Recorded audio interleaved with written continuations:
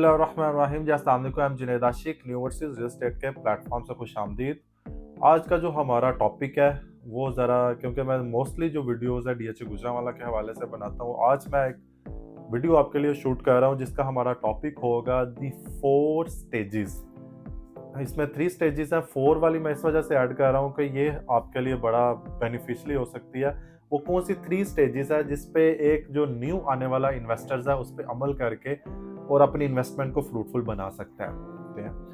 आपको first of all बताता जो इन द लेट 1940 की बात है, क्योंकि रियल स्टेट सेक्टर जो होता है यहाँ पे कोई क्वालिटी कंट्रोल मैनेजर नहीं होता, इसमें चेक एंड बैलेंस नहीं होता, एक हवाई चीज होती है। इसमें जस्ट जो चीज बेस कर रही होती है वो just demand and supply base कर रही होती है। लेट 1940 की बात बताता हूँ। डॉक्टर जोसेफ जुरान जो कि क्वालिटी कंट्रोल मैनेजर था रियल स्टेट सेक्टर में, डॉक्टर जोसेफ जुरान कहता है कि उसकी एक बहुत प्यारी रिसर्च है। वो कहता है कि रियल स्टेट सेक्टर एक ऐसा सेक्टर है जिसमें आपको कम एफर्ट करना पड़ती है और ज्यादा मुनाफा मिलता है। वो किस तरह कि आपकी 20% एफर्ट होती है और 80% आपको रिजल्ट मूव हो रहा होता है। आपको 20-80 वाला रूल याद आता होगा। 20-80 वाला रूल भी ये है कि पूरी दुनिया में 80% जो दौलत है वो 20% लोगों के पास है। इस वजह से जो 20% लोग हैं वो थोड़ी सी एफर्ट करके 80% रिजल्ट तक पहुंच सकते हैं।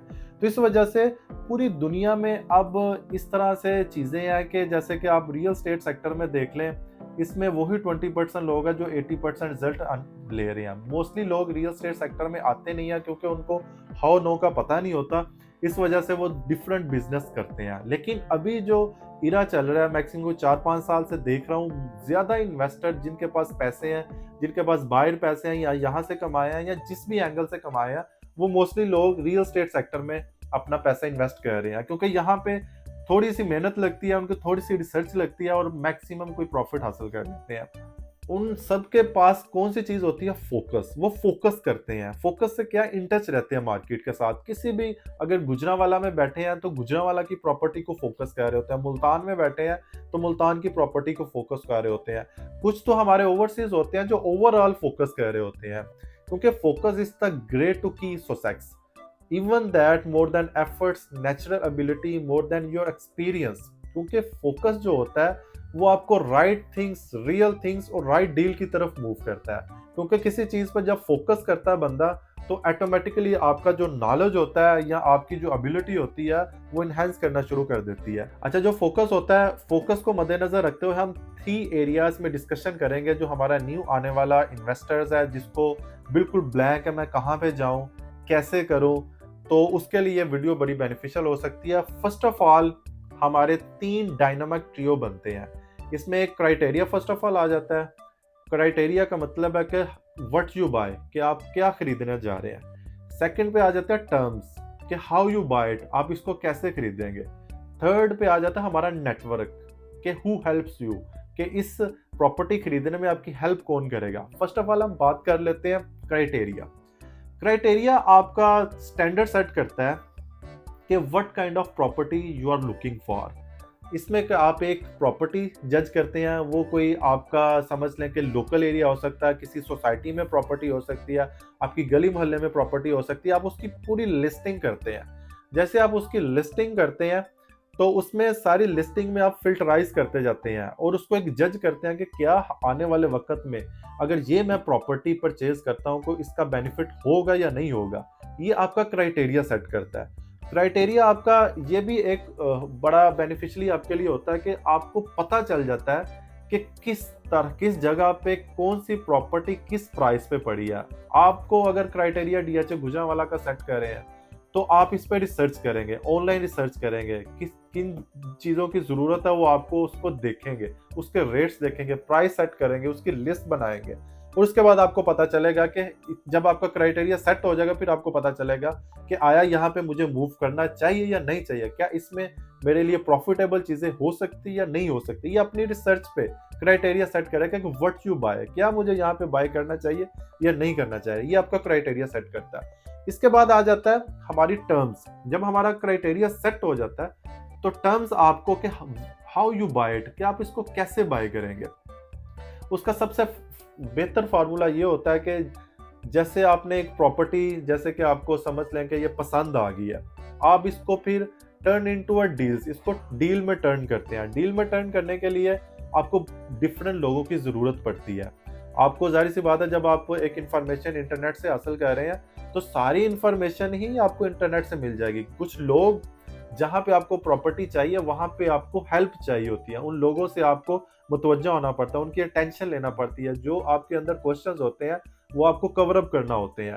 तो वो जितने बड़ा आपका एक्सपैंड होता है, जितना बड़ा आपका टीम होती है, उस तरह, क्योंकि जब भी आप प्रॉपर्टी परचेज़ करते हैं, तो समझ लें कि एक बिल्कुल लिमिटेड सा एरिया बनाया करें। बहुत सारे लोगों के साथ टच करके आप अपनी समझ लें कि चीज़ों को, क्योंकि हर बंदे का सोचने का एक एंगल डिफरेंट होता है। एक बंदा आपके भले के लिए सोच रहा है, वो आपको वहाँ पे प्रॉपर्टी पे इन्वेस्टमेंट करेगा। एक बंदा जो डिफरेंट प्रोजेक्ट्स के बारे में सोच रहा है, वो आपको उस तरफ खींचेगा। आपने अपने माइंड से, अपने एंगल से सोचना है कि यहाँ पे मुझे बाय करना चाहिए या नहीं करना चाहिए। जब आप क्राइटेरिया और टर्म सेट कर लेते हैं, तो फिर आपको एक बंदे की ज़रूरत पड़ती है, वो है नेटवर्क। नेटवर्क का मतलब है कि हू हेल्प्स यू, कि आपकी मदद कौन करेगा। फिर वहाँ पे आपने अपना जो आपका अपना एक स्टैंडर्ड है, अपना क्राइटेरिया है, अपनी आपकी जितनी एबिलिटीज़ है, वो उस नेटवर्क में मूव करते हैं। नेटवर्क में बंदा पहचानने के लिए आपको ज़ाहिर-सी बात है, अगर आप न्यू कमर हैं, तो आपको डिफरेंट रेफरेंसेस की ज़रूरत होती है। वो रेफरेंसेस क्या हो सकते हैं कि आपका कोई दोस्त ने यहाँ पे कोई प्रॉपर्टी परचेज़ की हो, आप उनकी मदद ले सकते हैं, या आपके किसी मोहल्लेदार ने, या कि कोई भी आपका समझ लें कि ऑनलाइन इतनी ज़्यादा इन्फॉर्मेशन पड़ी है, जो लोग यहाँ किसी प्रोजेक्ट में इन टच है, वहाँ से इन्फॉर्मेशन बेस हासिल कर सकते हैं कि क्या आया यहाँ पे प्रॉपर्टी मुझे परचेज़ करनी चाहिए या नहीं करनी चाहिए। इन लोगों की हेल्प की आपको ज़रूरत होती है। हेल्पिंग जो मूड होता है प्रॉपर्टी में, हर बंदा इस टाइम पे दौर जा रहा है, हर बंदा आपकी हेल्प नहीं करेगा।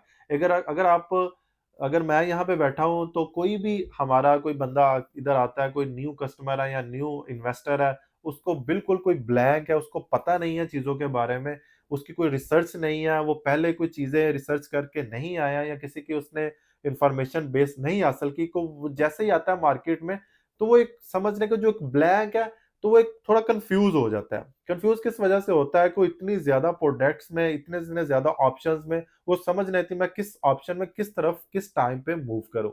इस वजह से ये वीडियो बनाने का मेरा पर्पज़ ही ये था कि ये 3 डायनामिक ट्रियो जो मैंने आपके साथ शेयर किए हैं, जो एक नया आने वाला इन्वेस्टर्स होता है, जो ये सोच रहा होता है कि यहाँ पे प्रॉपर्टी मैं कैसे लूँ, किससे लूँ, किस नेटवर्क में मूव करूँ, तो यही मेरी वीडियो बनाने का पर्पज़ था। तो मैं आपको बता रहा था कि जैसे नेटवर्क आपका जितना स्ट्रॉन्ग होगा, जितने अच्छे लोग आपके साथ इन्वॉल्व होंगे, जितना आपका जो बेनिफिट सोचेगा, उतना आपको फ़ायदा होगा।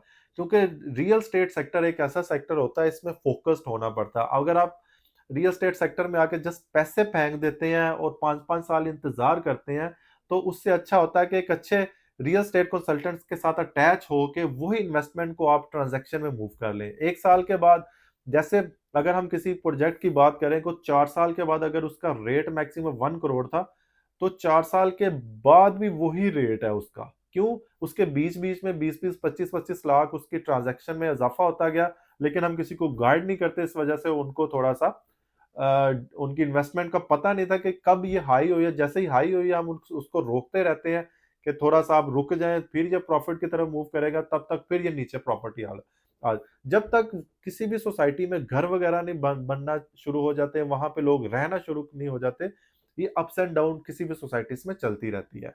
तो यही मेरा ट्रायोडायनामिक जो मैंने आपके साथ शेयर किया है, कि जब भी आप प्रॉपर्टी परचेज़ करें, उसका क्राइटेरिया सेट करें, उस पे रिसर्च करें, दूसरा उसकी टर्म्स, कि उसको मैंने कैसे बाय करना है, फिर नेटवर्क आ जाता है कि हू हेल्प्स यू, कौन आपकी हेल्प करेगा। तो ये डायनामिक जब आप सेट कर लेंगे, तो इंशाल्लाह ताला किसी भी जगह पे आप जाके मार नहीं खाएँगे। रिसर्च करके जाएँगे, तो आपको क्वेश्चनिंग में, समझने में, अंडरस्टैंडिंग में बहुत ज़्यादा बेनिफिट हासिल होगा। तो मिलते हैं नेक्स्ट वीडियो में नेक्स्ट टॉपिक के साथ। अपने होस्ट जुनैद आशिक को इजाज़त दीजिएगा। अल्लाह निगहबान।